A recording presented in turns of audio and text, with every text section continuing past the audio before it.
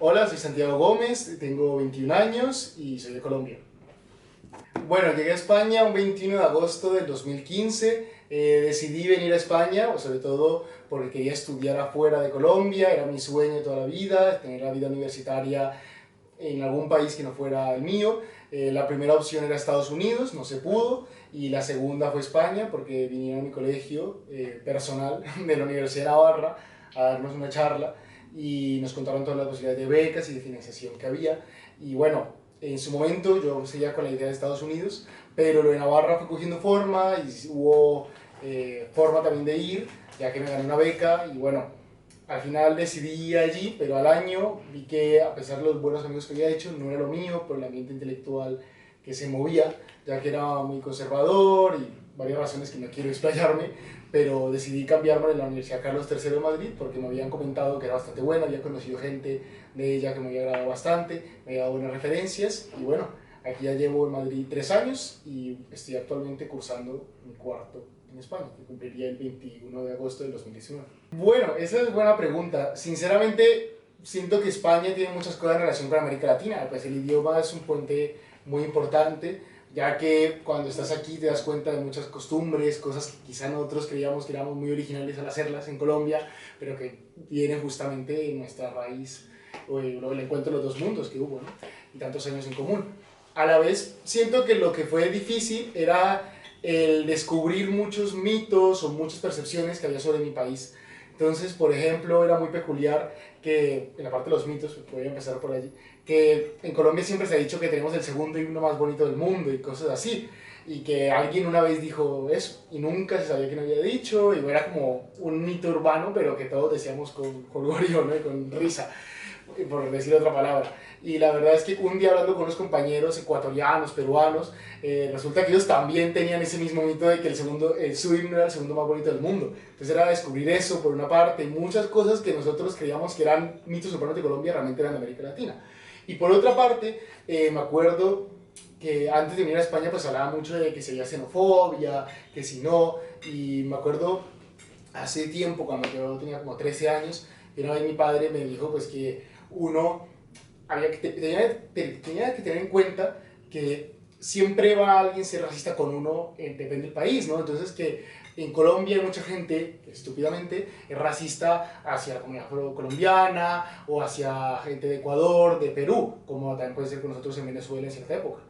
Pues resulta que, claro, una vez mi padre contando eso dijo, y a todos los que llegan a tratar mal a los afrocolombianos, a los ecuatorianos y a los peruanos, les dicen en España sudacas, ¿no? Les dicen palabras así. Entonces siempre se me quedó eso de niño y cuando fui a España, efectivamente tenía como ese miedo de cómo se me miraría. Y bueno, fui descubriendo que realmente, bueno, primero esa palabra se me ha dicho muy pocas veces y siempre en un contexto muy particular y nadie me lo ha llegado a decir de forma ofensiva, pero sí descubrí otra palabra que es muy gracioso, pues que es la palabra panchito, ¿no?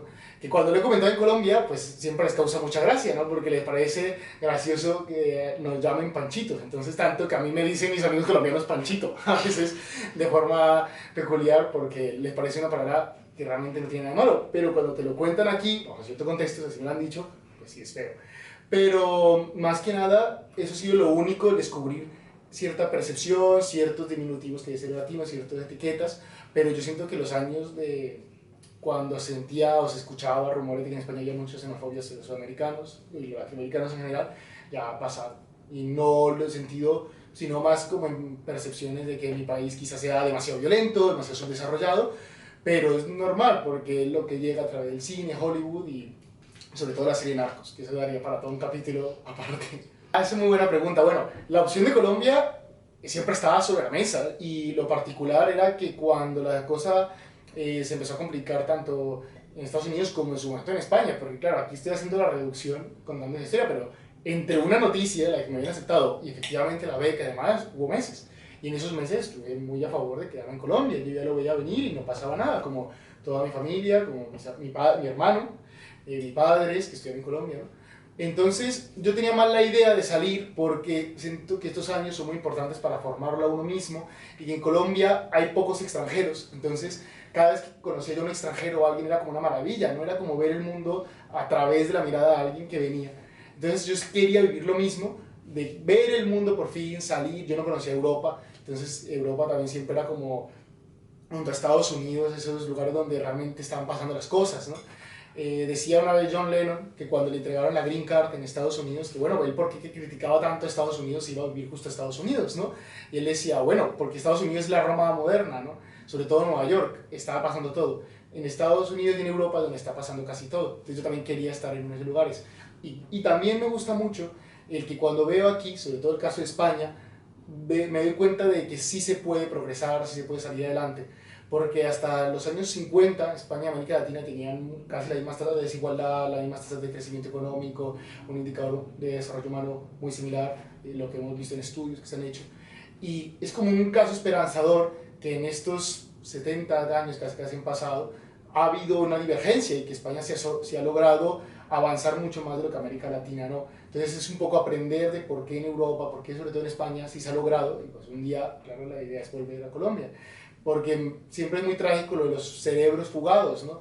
Me acuerdo cuando mi grupo de amigos también se iba a ir de Colombia, y varios nos fuimos, otros varios se quedaron, decía un profesor de historia, pero ¿cómo es que se va la gente, se van los cerebros, ¿no? Entonces decíamos, primero que nada, bueno, aquí nos quedamos, nos podríamos haber quedado por la mínima, ¿no? La probabilidad de haber salido realmente era escasa.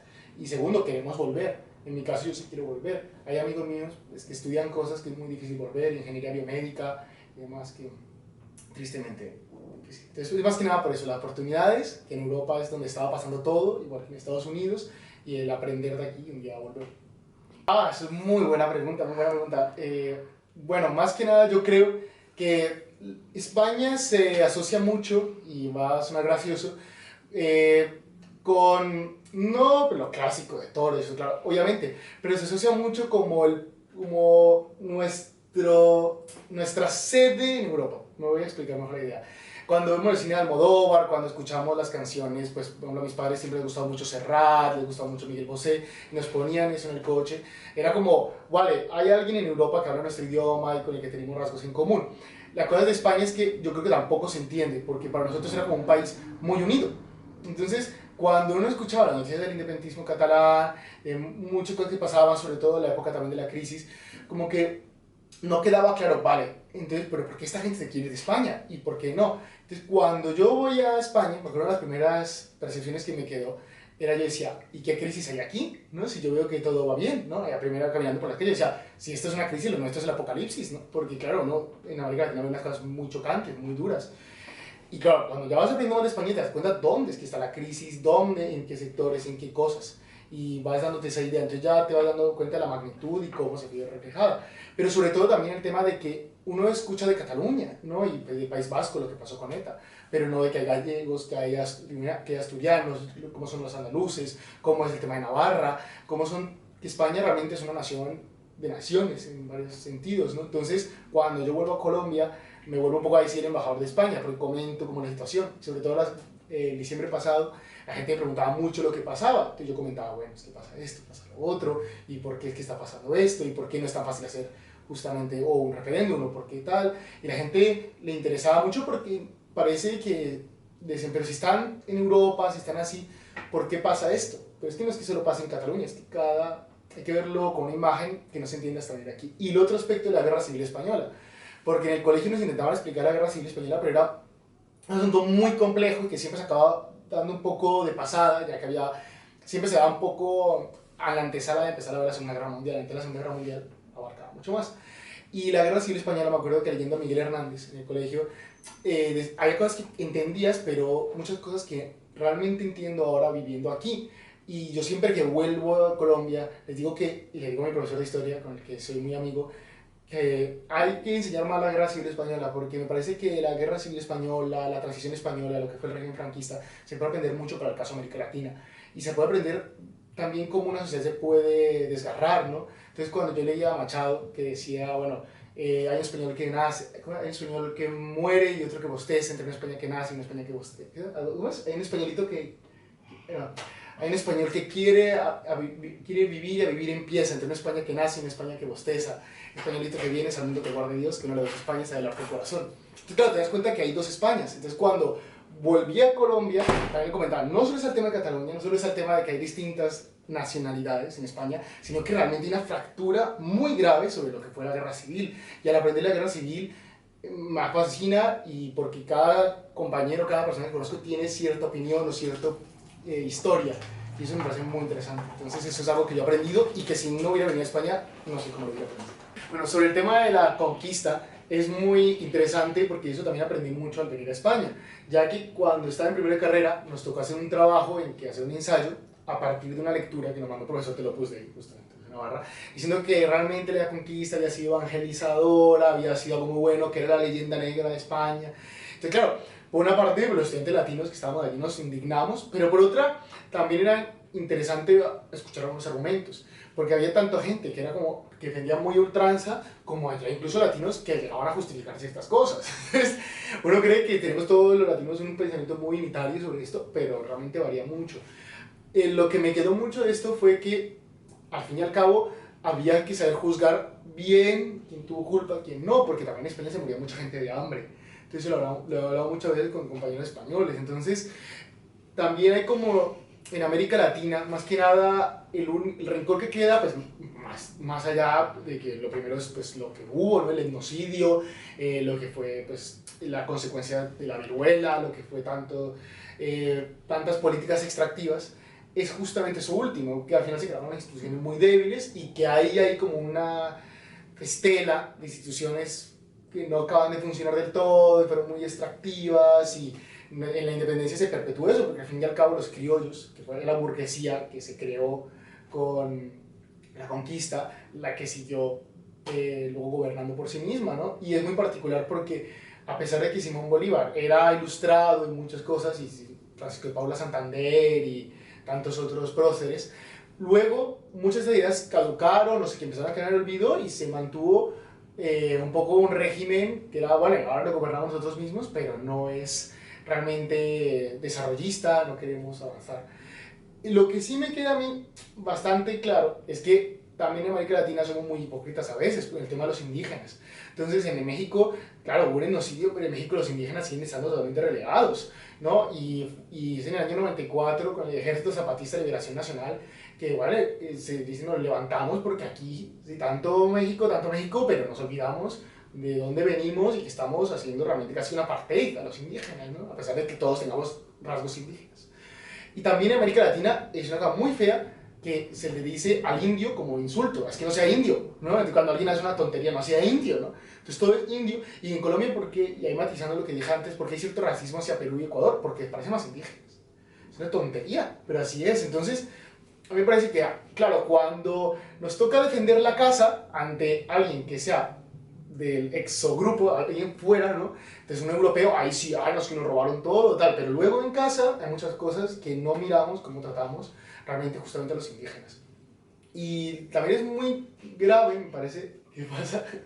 Que también me parece grave el tema de que queremos a veces echarle todo a lo que pasó en la conquista, cuando realmente ya llevamos 200 años de vida republicana. Hay cosas que sí hemos perpetuado porque tanto la clase gobernante como incluso la misma sociedad no ha hecho lo suficiente.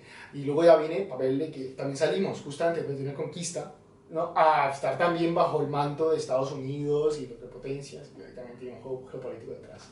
Pero eso también yo aprendí mucho estando afuera, que tanto los latinos no tenemos un pensamiento unitario con esto, y que a veces hay mucha hipocresía, y como que también en España, digo, se pasa hambre, y que no puede ser que solo cuando entonces un español dice algo que no nos gusta, ahí sacamos el discurso es que vinieron a robarnos el oro y demás, porque eso es, vamos, una falacia, y es solo sacarlo por simplificar y porque sí, ¿no?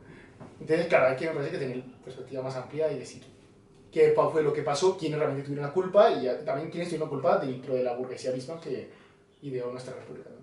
Lo bueno que aprendí de Colombia aquí, y también lo bueno que aprendí de España, empezando por lo bueno que aprendí de Colombia aquí, bueno, es que el tema, por ejemplo, de la serie de Narcos, ha dado muchas cosas porque mi país ha pasado de ser un país que la gente se acordaba, de vez en cuando salía Shakira, ¿no? O Juanes con la camisa negra, ¿no? Carlos Vives estaba un poco en el olvido y ha vuelto, y o ahora Maluma, J Balvin y tanta gente.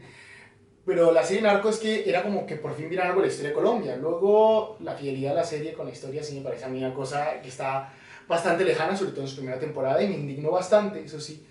llegar aquí y ver cómo se hablaba de Pablo Escobar, la gente que te intentan un poco justificar ciertas cosas cuando tú has aprendido empíricamente. Pero sí me gustó mucho cuando conozco gente que dice, ah, Colombia García Márquez, Colombia Shakira, Colombia J Balvin, Colombia Maluma.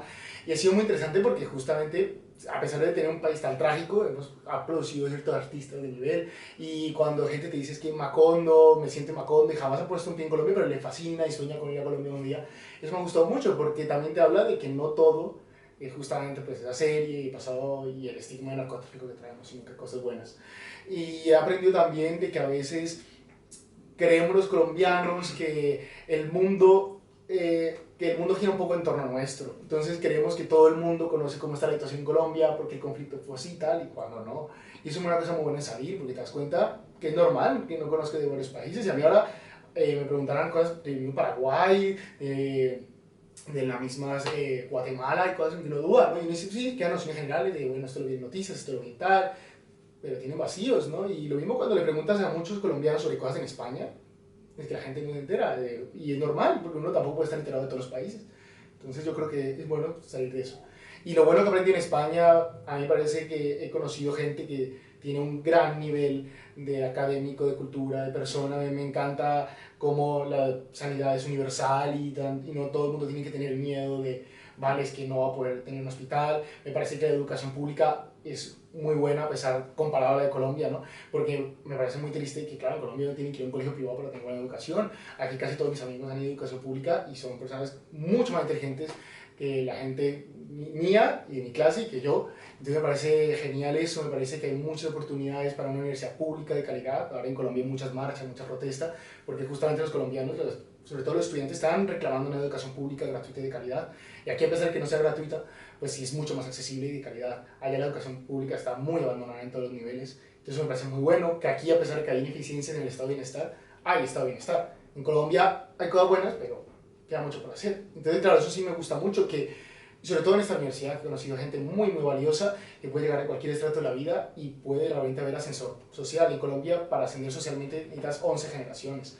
Hay, por ejemplo, estadística justamente de la OCDE, que Colombia ya ha entrado, que un niño colombiano para salir de la pobreza necesita 330 años. Entonces es magnitud, ¿no? Entonces, claro, cuando uno ve lo contrario en España y como España está igual hace menos de 100 años, dices, vale, esto sí. Y la calidez de la gente, cuando la gente ya te conoce mucho más, ya no te ve, sí, es una nacionalidad, pero te ve el amigo, ¿no? No te piensa nada, siempre colombiano, ¿no? Hay gente que ya se olvida, ¿no? Y eso es muy guay, y también cuando conoces gente de otras partes del mundo. Entonces a mí he conocido gente maravillosa, he conocido un país que me parece que tiene mucho que ofrecer, mucho que aprender, mucho de lo cual, déjame volver a empezar, tenemos que aprender mucho de España en temas de tanto riqueza cultural, riqueza de oportunidades, en tema de eso justamente. Se ha conseguido un estado de bienestar mínimo y bueno, un poco de la poesía, la literatura, tanta cosa que hay que aprender y eso ha sido bueno que aprendí.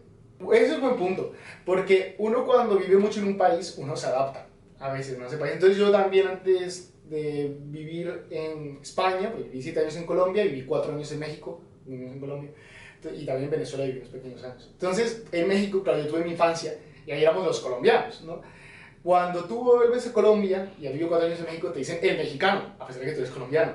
Y ahora cuando yo vuelvo a Colombia, pues claro, hay palabras que se me salen, españolas, y me dicen el español, ¿no? Entonces la identidad varía mucho, pero el tema de tú decir, vale, en mi grupo de amigos ya no me reconocen como el colombiano, por una parte a veces parece como el objetivo, uno dice, vale, no quiero que me juzguen por mi nacionalidad, pero por otra es que es un rasgo mío, que no puedo, es algo que me siento orgulloso, algo que no debo arrepentirme, ¿no?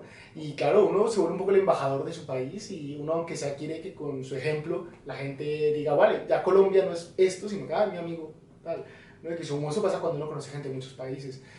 Y la verdad, el tema se ve reflejado en el tema del acento, las palabras. No voy a mentir, a veces he querido pulir el acento, he cogido cosas españolas, pero es normal, también te adaptas a un país, ¿no? Y esa gente que es como muy pulcra dice, es que tú no puedes cambiar tu acento, amigos colombianos, no lo puedes cambiar, no lo puedes cambiar. Y saber, yo aquí no voy a estar hablando con el vocabulario colombiano porque hay cosas que no se me entienden, ¿no? Y también en misma Colombia tenemos mucho vocabulario distinto. Y nada, hay que adaptarse, pero no me gusta que a veces yo diga, no, es que no quiero que se me reconozca como colombiano, no, sí, yo soy colombiano y ya está, no lo que no me gusta es que digan, ah, como es colombiano quizá tiene tales rasgos, como es colombiano, rasgos de personalidad, ¿no? Es decir, ah, es que puede ser flojo, ah, es que como es colombiano no le importa tanto esto u otro, como es colombiano, bueno, hay que tener cuidado en tal. Es normal, hay mucha desinformación, pero eso sí no me gusta, pero lo otro sí no hay problema y sin orgullo y es al fin y al cabo las raíces de uno y uno no puede renegar de esas raíces y esa identidad. Bueno, hay un dicho mexicano, sobre todo en Guadalajara, que dice, si quieres hacer reír a Dios, cuéntale tus planes, ¿no? Es un poco decir, vale, cuando quieras hacer planes a 3 años, ¿cuántas cosas habrán cambiado? Si le hubiera dicho el Santiago del 2014, que empezó a mandar aplicaciones a Estados Unidos, que estaría en el 2018 en Madrid haciendo esa entrevista, no se lo creería, porque él diría, bueno, es que el plan B es Navarra, y jamás en Navarra, los primeros meses pensé que me cambiaría efectivamente a Madrid. Entonces pueden pasar muchas cosas. Pero mis planes hoy se dividen esencialmente entre estudiar una maestría en desarrollo económico, porque es la parte de la economía que me gusta más y que siento que en América Latina tiene todo el verde esperanza, ¿no? De, bueno, decir, aquí es donde se va a aplicar esto y donde hay que traer estas ideas y donde puedo aprender mucho. O la otra, pues es irme más por el ramo de ciencia política y quizás llegar a ser profesor de ciencia política, pero porque también siento que hay muchas cosas que me ayudan a explicar a mi país y hay muchos estudios en Europa que me parece que se pueden extrapolar a América Latina y se pueden realizar allí, se pueden aplicar.